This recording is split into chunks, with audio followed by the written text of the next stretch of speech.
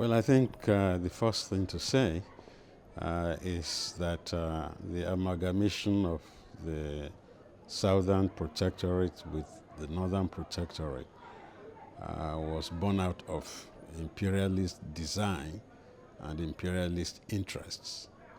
The British colonialists, led by Lugard, did not inquire from the local potentates, from our great-great-grandfathers and grandmothers, whether or not they intended to live within a polity called Nigeria.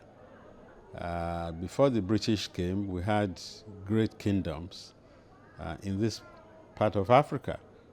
The old Sudan kingdoms, El Kanemi kingdom, you had the Oyo Empire, you had all manner of kingdoms in the eastern part of the country, in Efik land and where have you.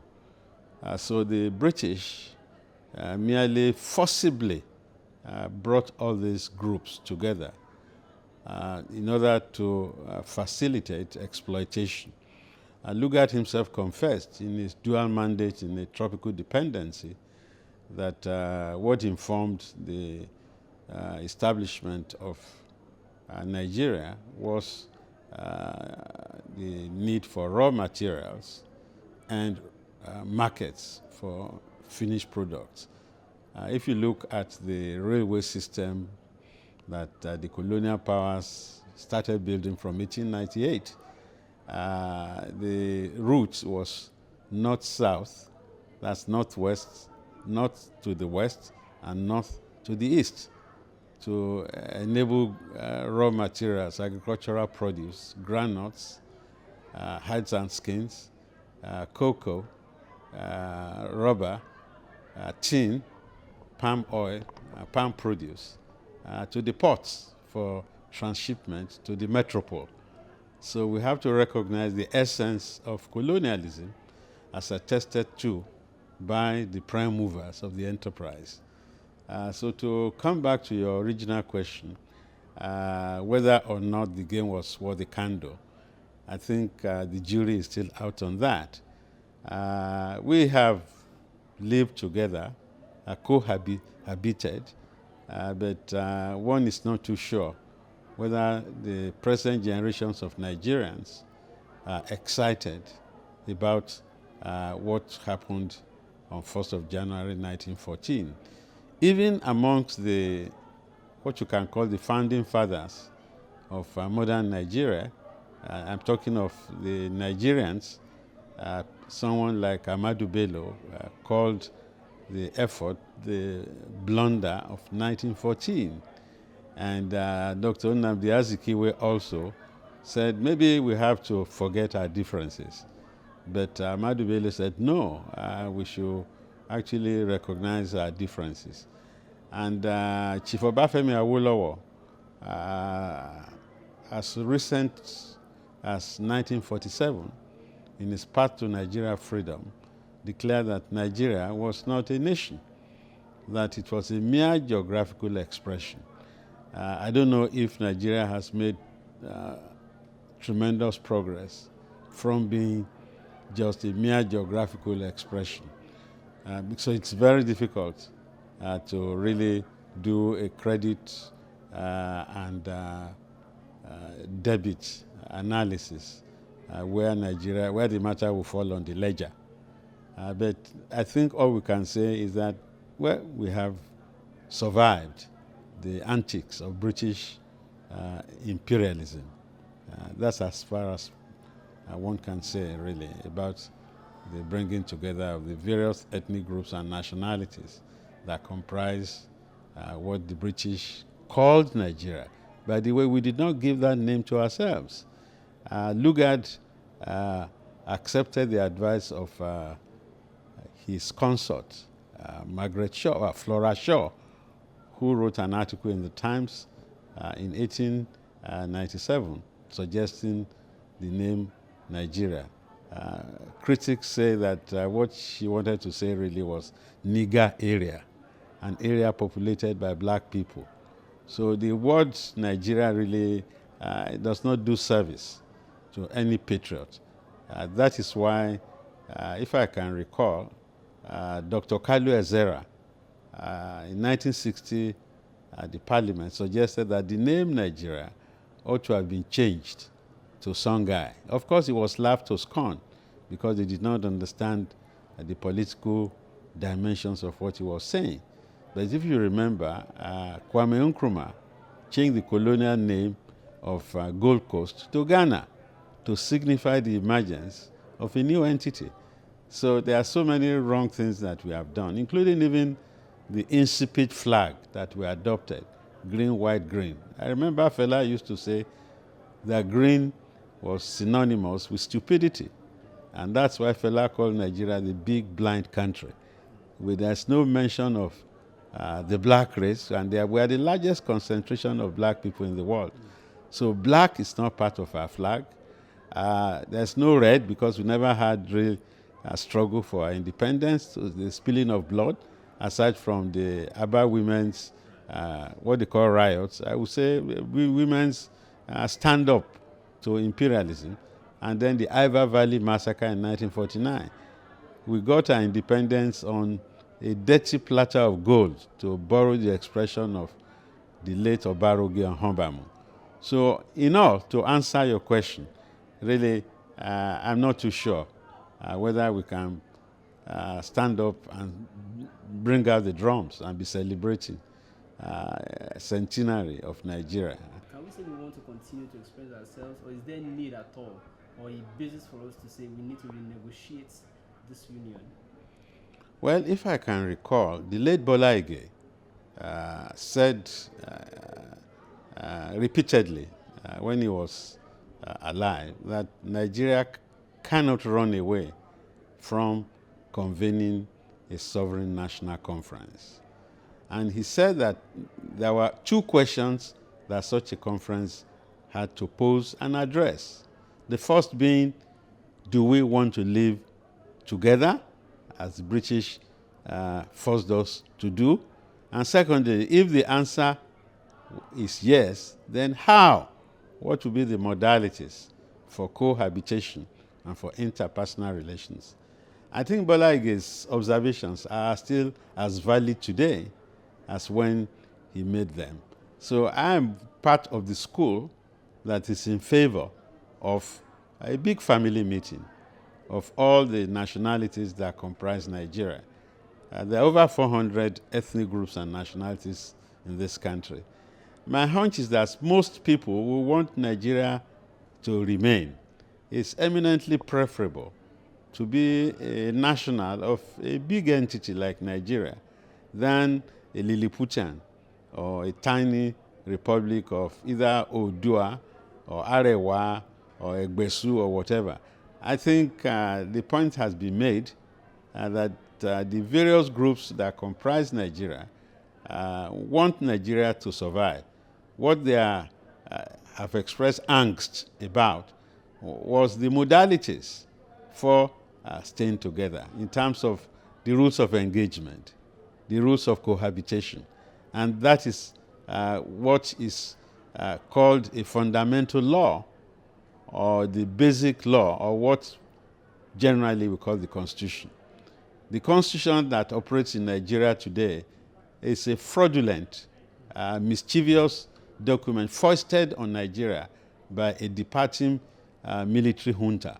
In fact, it is Decree 24 of 1999, which should have been a mere transitional instrument for governing a country of the stature and standing of Nigeria within the international community. I would have thought that the first item on the agenda of the government that came to power in 1999 was to address the issue of that constitution, its legitimacy. Because, like the Patriot observed, it told a lie against itself by saying that we Nigerians, under God, have agreed to live together, blah, blah, blah. There was no time when we were asked that question. And Nigeria, I believe, still requires what lawyers call an autochthonous constitution, a constitution that is that captures the needs and interests of the Nigerians. A constitution that finds legitimacy in the eyes of the citizens, not one handed down from low on high by a military junta. Just like the colonial government ruled Nigeria from Whitehall, the military ruled Nigeria from their barracks. And they have this colonial mentality, which, as you know, it's not legitimate. It might be valid, but it does not capture the essence or interests of Nigerians. That is why some of us are suggesting that for the engagement that President Jonathan has been talking about in terms of a dialogue, I think he has now modified his stance by calling it a conference. For it to have any relevance at all, the proceedings must be subjected to a national referendum. I want to go ahead from where we are right now in Nigeria, all the ethnic groups together.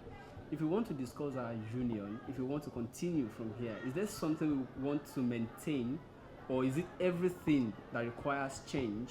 Because, for example, we have said the union is a forced one.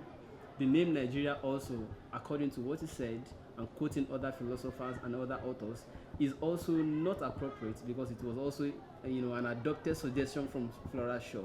Is there anything at all that is right, having existed together 100 years, that we can maintain, or is it everything that is wrong about Nigeria? No, I think we leave that decision to the legitimate representatives of the building blocks of the Nigerian Federation.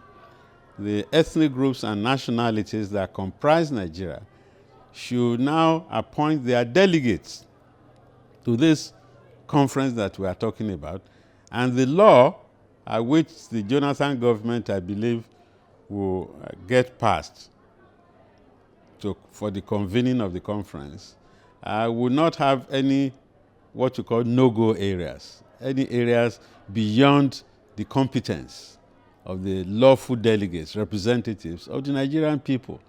So once you leave the representatives of the people to decide, it is for them to decide, not for Akin Oyebode to say alone as to whether the entire colonial heritage should be cast overboard. The Nigerians, I believe, have the right to go to heaven the way they want. And if the ethnic groups and nationalities are very careful in selecting their representatives, we're going to have a very important, I would say, historic representation and conference to fashion, to elaborate the fundamental law that will govern the affairs of the Nigerian people. It is for them to decide either a new name, either a new flag, a new national anthem. If they want novelty, why not? That's their choice to make. Only for me to say, though, that they should be very careful as to their choices, because as they make their bed, so shall they lie on it. So quite sincerely, I think we are living in a very interesting conjuncture within Nigerian history for the true representatives of the people that constitute this country to sit together and discuss all the issues afflicting the Nigerian state should be brought on the table. Either issues of an Islamic state, the issues of resource control, issues of cultural authenticity by the various ethnic groups. All the problems that we have discussed, corruption, an over-bloated bureaucracy, and then a legislature that consumes a lot in terms of its sustenance. Even the process of fashioning budgets. The budgets we have seen, 70% of the budget going into recurrent expenditure at the expense of capital. So Nigeria has not been developing as many of us want the country to be. Everything should be left at the wisdom of the representatives of the people to decide. That is my view. It is not for somebody who has any prerogative to determine the way forward. It should be a collective decision, as I said, which will later be brought before the broad masses of the people by way of a national referendum. Yes or no? The referendum is an easy one. Do you like the the proposed constitution or not? If you do, vote yes. If you don't, vote no. And once majority of the electorate adopts the new proposed constitution, then everything will be legitimate thereafter. That is my position. What is good about this union after all? Well, one could talk of living under the framework of a big country. I think it's Akin Oyebode who used to say that big engine, big exhaust. As a big country, you have resonance within the international community. Here in Africa, Nigeria is the largest, the most populated country on the African continent. Next to Nigeria, you have Ethiopia with 85 million, although I don't know even how many Nigerians there are. And then look at the number of universities we have. We have 130 universities. There's no country like that in Africa. So, and then people talk also of unity in diversity. You see the multiplicity of cultures, of idiosyncrasies, or even dress forms and language. This could be used to advance the cause of the country that we call Nigeria. You know, if you look at the United States of America, although the United States of America is a nation of immigrants largely, aside from the Native Americans, but they have a saying, from their differences, they all want to become one. Okay? So, and they say in God they trust and all that. So there are certain things that might unify us, which we want to cherish. For instance, I'm not enamored of that flag, which is an insipid flag, a flag that does not excite. You know, we were unlucky not to have those who had Pan-Africanist predilections take over from the departing colonialists. Ghana with an Nkrumah, who was a big participant in the Manchester Pan-Africanist Conference in 1945. He had an idea, he had a vision, and he had a mission. Changing the name Gold Coast to Ghana upon independence gave Ghanaians a new sense of belonging, a new sense that was compatible with what we call the African personality. You retain the colonial power, just like the French called their part of their colonial possessions Ivory Coast. You know, you had even the old position by the slave raiders here. They called the West African sub-region by the products that they got from the hinterland. You had the Guinea Coast, you had the Ivory Coast, you had the Gold Coast, and our own parts of West Africa they call the Slave Coast. Because majority of the slaves that were carried from Africa to the New World were from what later became Nigeria. If you look at the demography of places like Jamaica, or you go to a place like Cuba, Trinidad and Tobago, Suriname, Venezuela, not to talk of North Carolina, South Carolina, and the colonies. Majority of the slaves that were carried to the New World came from what you now call Nigeria. So if we had an enlightened leadership upon independence, it would have been so dramatic to change that name Nigeria to something like Songhai, like Kalu Ezera intended. And we would have had a rebirth, okay? A sense of a new nation. But we did not really sever the umbilical cord with London. We still speak the language of the colonialists. Look at the dressing of our lawyers. Wigs and gowns, starched, and almost looking like cockroaches in the humid tropical climate, completely un-African. So when we talk of Nigeria being the largest concentration of black people in the world, I think we have to rediscover ourselves. We have to give ourselves a new fillip in terms of the African Renaissance, in terms of the African agenda. This is the 21st century. We are 50 years too late, but I think better late than never. This is the appropriate time for a ruling class that has captured the spirit of the age to give Nigeria a new lease of life. Change the name, change the flag, change the national anthem, and you will see, the release of the latent energies of what you call Nigerians to rediscover themselves and hold the flag aloft and be at the vanguard of the African Revolution. Unfortunately, we did not have that revolutionary spirit or revolutionary background. We keep doing what we used to do, more of the same, as Nigerians like to say. So this might be perhaps the time to reinvent and reconfigure and rediscover the latent potentialities of Nigeria, holding the flag of Africa aloft and signaling to the world that a new Africa has arrived. We will not continue with the mistakes of the past. That is my view on this. All those things you have just mentioned as the ways we can actually reborn Nigeria. Do you have confidence in the current leadership to achieve that, or what would you prefer a solution, Nigeria at 100, in making sure that we have a rebirth? Well, if you've been following the pronouncements of the powers that be, they want to celebrate a centenary that they were not products in terms of making. You might say that maybe out of emotions, that at least that we've existed for 100 years, that cause for celebration. And they knew that that was a hard core. That's why they said it's the private sector that was going to do it. And they have all sorts of programs.